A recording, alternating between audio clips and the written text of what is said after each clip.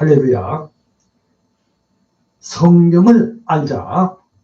힘써 알자. 바이블 파노라마. 말씀으로 새롭게 태초의 은혜를 경험하는 시작. 창세기, 출애굽기, 레위기, 민수기 편.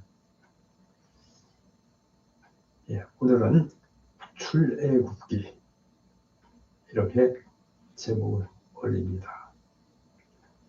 부제목으로는 노예에서 하나님의 백성으로 이렇게 부제목을 올립니다. 성경은 출애굽기 12장 51절 말씀 되겠습니다. 먼저 할머니의 마음을 읽는 필사의 시간이라 이런 제목의 말씀을 드립니다. 제 어린 시절의 제가 한 편지에는 할머니의 대필자로 채워져 있습니다. 당시 할머니께서 고모들을 비롯한 일가 친척들에게 전하고 싶으신 말씀을 글로 옮겨 적는 것이었습니다.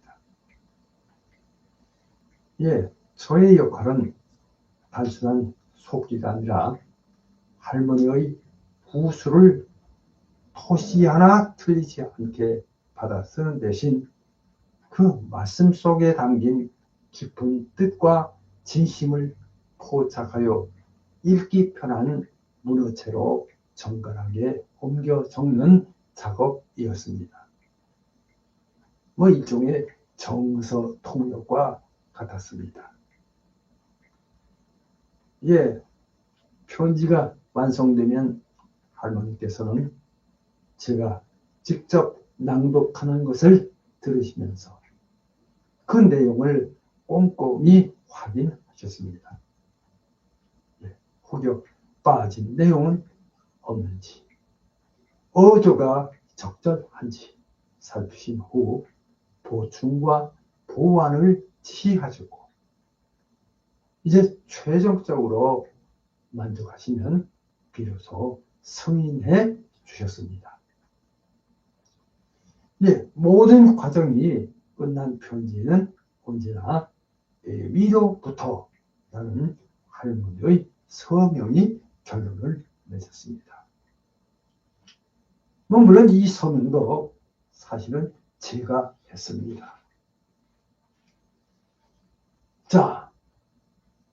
받은 분은 비록 글씨가 손주인 저의 글씨임을 알았지만 그 편지는 의심한 여지 없이 할머니의 진실한 마음이 담긴 친서로 받아들여졌습니다. 대필자인 저의 필체를 넘어 할머니의 목소리가 온전히 살아 숨쉬는 귀한 글로 이해되었던 것입니다. 특히 고모께서는 이 서신을 어머니의 분신처럼 귀하게 간직하셨습니다. 그래서 할머니가 그리울 때마다 주머니에서 꺼내 읽으시면서 때로는 눈물을 훔치고 때로는 환하게 우셨다는 그런 이야기를 훗날 들었습니다. 고모에게 있어서는 적어도 그 편지는 단순한 종이 뭉치가 아니라 시 공간을 초월하여 어머니의 온기와 사랑을 전달하는 영원한 매개체였던 것입니다. 이 경험은 훗날 저에게 있어서 성경의 진리를 깨닫게 하는 통로가 되었습니다. 그래요. 성경은 인간의 눈으로 볼 수도 만질 수도 귀로 들을 수도 없는 무한하신 하나님과 그분의 뜻을 유한한 인간이라는 필자의 언어와 역사를 통해 글로 표기한 하나님의 친서입니다. 예, 할머니의 진심이 손주인 저의 필체를 넘어 고모의 가슴에 닿았듯이 성경 역시 시대와 문화를 초월하여 하나님의 변치 않는 사랑과 구원의 메시지를 우리에게 전달합니다. 그 안에서 우리는 활자의 껍데기가 아닌 살아있는 감정과 의미를 통해 보이지 않는 하나님을 가장 현실하고 감동적인 방법으로 만나게 됩니다. 예. 이 모든 필사의 순간을 통해 우리는 가장 위대한 성경은 결국 보이지 않는 하나님의 사랑을 세상에 드러내는 통로가 되는 것임을 배우게 됩니다. 할렐루야. 자, 노예에서 하나님의 백성으로 출애굽의 위대한 여정 시작합니다. 먼저 하나님의 위대한 구원 드라마 출애굽기입니다. 오늘은 저는 구약 성경의 두 번째 책이자 이스라엘 역사의 가장 위대한 전환점인 출애굽기를 전체적으로 살펴보며 하나님의 놀라운 은혜와 주권을 강해하고자 합니다. 예. 출애굽기라는 이 이름은 말 그대로 애굽으로부터 나옴을 뜻합니다. 그러니까 이 책은 한 민족이 노예 상태에서 벗어나 자유를 얻고 하나님의 언약 백성으로 거듭나는 드라마틱한 과정을 그대로 담고 있습니다. 예. 이 출애굽기는 그저 단순히 고대 이스라엘의 역사 기록이 아닙니다. 이 안에는 우리 개인의 삶과 교회의 여정, 그리고 인류를 향한 하나님의 변함없는 사랑과 구원 계획이 담겨져 있습니다. 자, 오늘 말씀을 통해 이 놀라운 출애굽의 여정을 따라가면서 우리의 삶 속에서 역사하시는 하나님을 만나고 새로운 영적인 깨달음을 얻는 은혜가 있으시기를 진심으로 축복합니다. 할렐루야. 자, 노예의 사슬에서 언약의 백성으로 출애굽기는 크게 5 부분으로 살펴볼 수 있습니다. 그럼 먼저 첫째 1번입니다. 1. 고통과 부르심, 이렇게 제목을 올립니다. 자, 억압받는 백성과 모세의 준비, 이렇게 해서 출애굽기 1장에서 4장까지입니다. 자, 여기 출애굽기는 요셉의 죽음 이후 이스라엘 백성이 애굽에서 번성하기 시작하면서 시작됩니다. 그러니까 이들을 두려워한 애굽의 왕인 바로는 이제 이스라엘을 노예로 삼아 학대하였습니다. 이스라엘 백성들의 탄식과 고통은 그야말로 하늘에 사무쳤습니다. 이때 하나님께서는 그들의 고통 소리를 들으시고 이들을 구원하시기 위한 계획을 시작하십니다. 이제 하나님께서는 한 사람, 바로 모세를 준비시키십니다. 그는 애굽의 왕자로서 최고의 교육을 받았지만 자기 백성을 돕다가 살인자가 되어 광야에서 40년간 양치기로 숨어 지냅니다. 이 광야의 시간은 모세를 겸손하게 하고 하나님의 때를 기다리는 인내를 가르치는 훈련 기간이었습니다. 그리고 마침내 떨기나무 불꽃 가운데서 하나님을 만나고 나는 스스로 있는 자니라 라는 출애굽기 3장 14절 이렇게 말씀하시는 하나님의 이름을 듣습니다.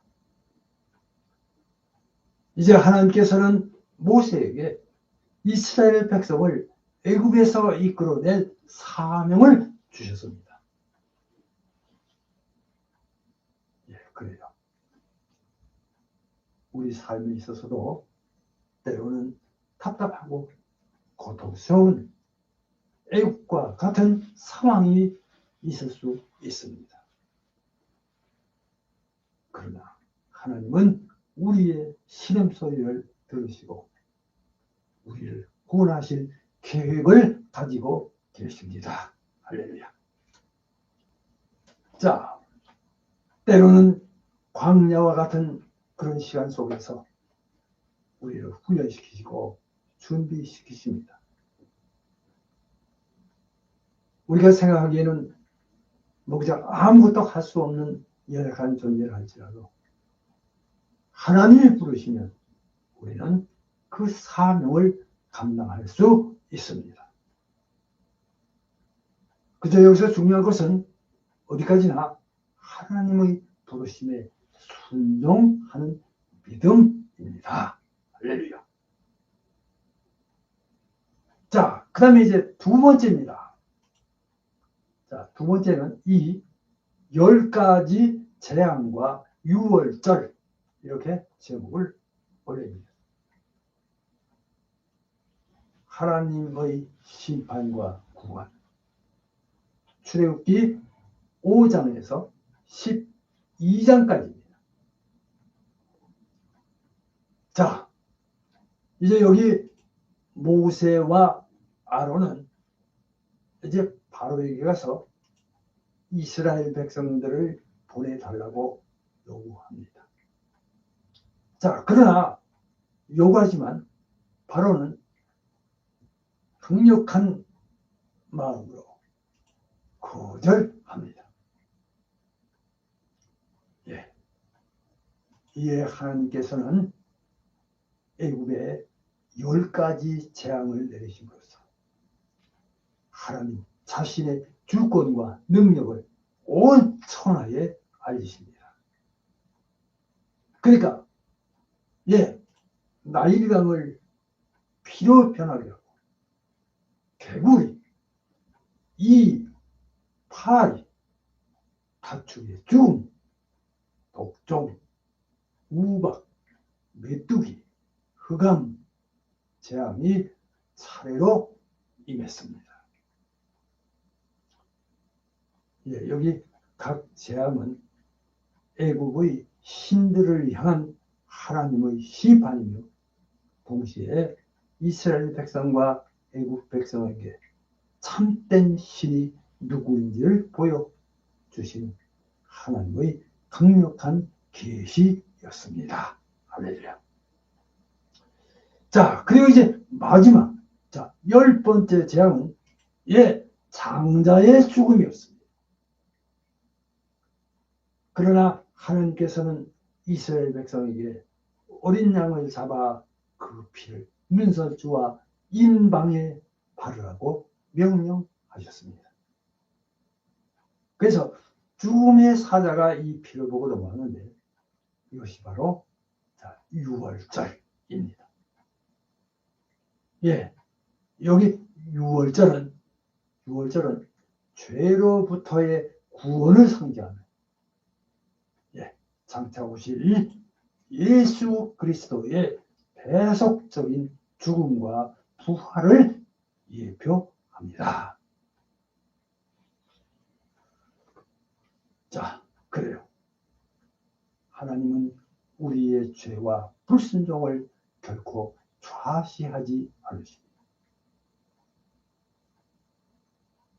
예, 여기 바로의 강팍함은 죄에 묻은 인간의 모습을 보여주며 하나님의 진노는 때로는 강력한 심판으로 나타납니다. 자, 그러나 동시에 하나님은 우리를 구원하시기 위한 분명한 길을 제시하셨습니다. 예, 어린 양의 피로 구원받은 6월절처럼 저나 여러분, 우리는 예수 그리스도의 보혈을 통해 죄와 사망의 권세에서 자유를 얻었습니다. 예, 우리의 구원은 오직 하나님의 은혜와 대속의 피로 가능합니다. 이를 꼭 기억하시기를 바랍니다. 자, 그러면 세 번째입니다. 자, 3. 출애굽과 홍해, 이렇게 제목을 올립니다. 네. 하나님의 기적적인 인도하심. 그래서 출애굽기 13장에서 15장까지입니다. 자, 그러니까 이제 10번째, 이제 10번째 재앙 후에 바로는 마침내 이스라엘 백성을 내보냅니다. 자, 이들은 큰 재물, 그러니까 많은 재물을 가지고 출애굽기 12장 36절입니다. 애굽을 떠납니다. 물론 이것이 훗날 성막을 만들고 성물을 만드는데 쓰여집니다. 그리고 하나님께서는 낮에는 구름기둥, 밤에는 불기둥으로 이들을 친히 인도하십니다. 자, 그러나 뒤늦게 마음이 변한 바로가 대군을 이끌고 쫓아오자 이스라엘 백성은 앞에는 홍해, 뒤에는 애국 군대라는 절체절명의 위기에 봉착하게 됩니다. 이때 절망에 빠진 백성들이 모세를 원망했습니다만 모세는 흔들리지 않고 하나님을 바라봅니다. 그리고 하나님께서는 모세에게 지팡이를 들고 홍해를 가르라고 명령하십니다.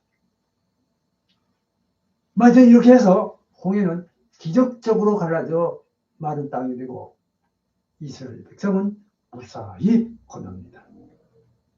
자, 그러나 뒤따르던 애국 군대는 다시 합쳐진 물에 모두 수장되는 비용을 맞이합니다. 여기서 이제 이스라엘 백성은 하나님의 그 위대한 구원에 감복하여 그 감격에 하여 모세와 함께 모세의 노래를 부르며 하나님을 찬양합니다. 이 장면이 출애굽기 15장 1절에서 18절까지의 내용입니다. 자, 그래요. 역시 우리의 삶에도 때로는 감당할 수 없는 홍해와 같은 장애물과 위기가 찾아올 수 있습니다. 인간의 방법으로는 도저히 해결할 수 없는 문제 앞에서 우리는 그저 두려워하고 원망할 수 있습니다. 그러나 바로 이때가 바로 전능하신 하나님의 능력을 경험할 기회입니다. 하나님은 광야 같은 우리 인생길에 구름기둥과 불기둥으로 함께 하시며 우리 앞에 홍해를 가르치는 분이십니다. 그저 우리가 해야 할 일은 오직 하나님을 신뢰하고 의지하고 그분께 순종하는 것입니다. 할렐루야. 자, 그 다음에 이어서 이번에는 네 번째입니다. 4. 광야 여정과 신의 산. 이렇게 제목을 올립니다. 시험과 언약. 시험과 언약. 출애굽기 16장에서 24장까지 홍해를 건넌 후 이스라엘 백성은 약속의 땅을 향해 광야 여정을 시작합니다. 자, 그러나 물이 없어 고통받고 먹을 것이 없어 불평합니다. 이제 하나님께서는 그들의 불평에도 불구하고 하늘에서 만나와 메추라기를 내려주시고 반석에서 물을 내어 마시게 하시는 등 신실하게 그들을 돌보십니다. 할렐루야. 자, 광야는 이스라엘의 믿음을 시험하고 하나님만을 의지하도록 훈련하는 훈련 장소였습니다. 이제 그리고 마침내 이들은 신의 산에 도착합니다. 이곳에서 하나님께서는 모세를 통해 이스라엘 백성과 언약을 맺으십니다. 자, 천둥과 번개, 빽빽한 구름과 나팔 소리 속에서 하나님은 직접 10계명을 선포하시고 이어서 다양한 율법과 규례들을 주셨습니다. 자, 특히 이 10계명은 하나님의 백성이 지켜야 할 기본적인 도덕이며 이스라엘이 거룩한 백성으로서 어떻게 살아야 하는지를 보여주는 삶의 기준입니다. 그래요. 우리의 신앙 여정에도 광야와 같은 시험의 시기가 분명 찾아옵니다. 우리는 육체적인 피로와 현실적인 어려움 앞에서 불평하고 원망할 때가 너무나 많습니다. 그러나 하나님은 그 광야에서도 우리를 먹이시고 입히시며 인도하시는 분이십니다. 여기 시내산 언약처럼 하나님은 우리에게도 삶의 분명한 기준인 성경을 주셨습니다. 할렐루야. 우리는 그 성경에 순종함으로 하나님의 거룩한 백성으로서의 정체성을 확립하고 하나님을 믿는 믿음으로 살아가야 합니다. 자, 여기까지 말씀드리고요. 이제 마지막으로 한 가지만 더 말씀드립니다. 자, 5번째입니다. 성막과 예배. 하나님의 임재와 공동체. 출애굽기 25장에서 40장까지. 자, 이제 시내산에서 하나님은 이스라엘 백성에게 당신이 거하실 성막을 짓도록 지시하십니다. 자, 그래요. 여기 이 성막은 자, 이동식 성전으로서 하나님께서 이스라엘 백성 가운데에 임재하시겠다는 약속의 상징이었습니다. 그리고 이 성막 안에는 지성소, 성소, 번제단, 물두멍 등 다양한 기구들이 있었고, 각 기구와 제사 의식은 예수 그리스도의 구원 사역을 예표합니다. 자, 이제 이스라엘 백성은 성막을 중심으로 하나님께 예배하고 죄를 속한 하나님의 임재를 경험했습니다. 예. 그러나 모세가 시내산에 있는 동안 이스라엘 백성은 금송아지를 만들어 숭배하는 등 죄를 범합니다. 이 일로 인해서 하나님의 진노를 사지만 모세의 중복 기도로 용서받고 언약을 다시 갱신합니다. 결국 이스라엘 백성은 하나님의 지시대로 성막을 완성하고 여호와의 영광이 성막에 충만히 임함으로써 대단원의 출애굽기는 마무리됩니다. 그래요. 하나님은 우리와 함께 하시기를 원하시는 분이십니다. 여기 성막은 죄인인 우리가 어떻게 거룩하신 하나님께 나아갈 수 있는지를 보여줍니다. 물론 오늘날 우리는 건물이 아닌 예수 그리스도를 통해 하나님께 나아갈 수 있습니다.